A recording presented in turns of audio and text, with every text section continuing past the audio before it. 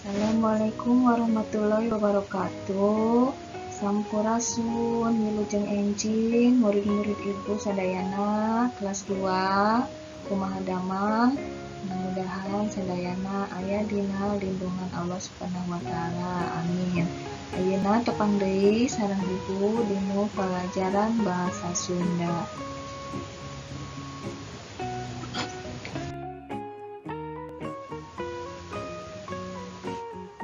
Dinten ieu ayeuna urang neraskeun materi minggu anu kamari. Nyaeta ngeunaan ngalengkepan kalimah. Ngalengkepan kalimah anu aya dina kaca 37. Kumaha carana?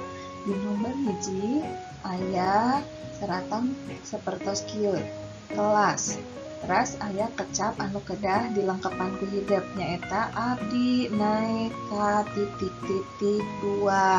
Janten kumaha ngalengkepan kalimahna terus disayogikeun walaranana dina nomor 1 kantun ngalihkeun kanu titik-titik atanapi kanu garis atanapi kotak anu tos disayogikeun. Janten kesina atanapi walaranana abdi naik ka kelas 2. Anu salajengna nomor 2 ngawulang. Tah sapertos ieu soalna hayaya titik-titik murid kelas 2 mangga ku hideup dilengkepan kalimatna janten leres kumaha sapertos kieu hayaya ngawulang murid kelas 2 kumaha ngartos sadayana upami ngartos mangga dikeraskeun pada melanana. Pada melan hidup aya dino kaca 37 sapertos ieu. Mangga dilengkepannya pasti hidup sadayana tos tiasa. Nah, anak-anakku, berdasarkan kepada materi di pengajaran 3 ini mengenai kuring jeung sakola kuring, dinu bagian D aya patalina. Dinu bagian D nataan tata tertib di sakola. Nah, pancen hideup mere tanda centang atawa checklist dina kalimah anu mangrupi tata tertib di sakola. Jadi, sekarang tugas kalian adalah memberikan tanda checklist kepada kalimat yang merupakan tata tertib di sekolah. Contoh nu kahiji, upami ngawitan diajar kedah ngadua heula. Tah, ngadua satacan diajar nyaeta mangrupakeun salah sahiji tata tertib nu aya di sakola. Mangga di pasian tanda checklist. Anu kadua, upami nuju diajar teu kenging ribut, leres teu? Leres, mangga di pasihan tanda checklist. Kumaha tiasanya? Mangga upami tos ngartos diteraskeun dugi karengse.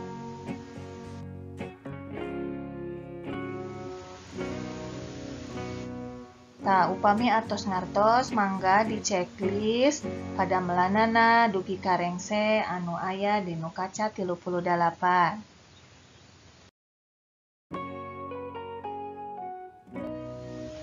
Tah, anu bagian E nyocogeun masih aya patalina sareng tata tertib nu aya di sakola atanapi sareng materi nu ngeunaan kuring jeung sakola kuring.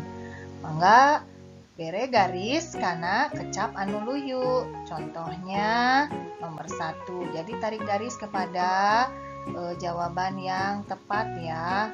Nomor 1, mun hayang tereh ngarti, kalau ingin cepat mengerti kita harus bagaimana?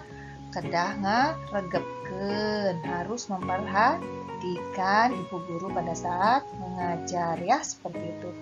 Yang kedua, ka sakola teu meunang mawa naon. Nah, ke sekolah itu tidak boleh membawa apa? Coba cari jawabannya yang cocok apa? Ya, cocokan ya atau mainan karena kita ke sekolah itu mau belajar bukan mau bermain. Seperti itu ya. Silahkan dikerjakan sampai selesai.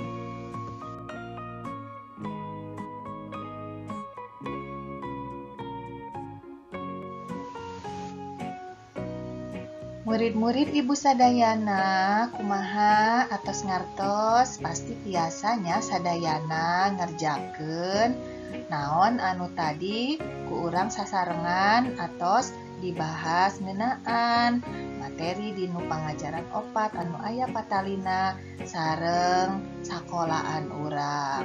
Mung dugi dieu wae. Wassalamualaikum warahmatullahi wabarakatuh. Hatur nuhun.